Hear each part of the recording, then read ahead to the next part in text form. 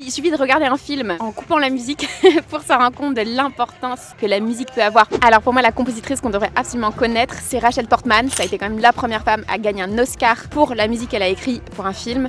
Donc s'il faut en connaître une, c'est elle. Il suffit de regarder un film en coupant la musique pour se rendre compte de l'importance que la musique peut avoir. Il y a certains films où la musique est devenue presque aussi culte, et généralement des fois même aussi culte que le film en lui-même. Ça va être par la musique qu'on va arriver à faire ressentir des choses extrêmement profondes en fait. Et justement, la dernière scène du film « Et maintenant on va où ?», il y a un truc qui est hyper bien fait dans ce film où en fait la première scène est la même que la toute dernière scène.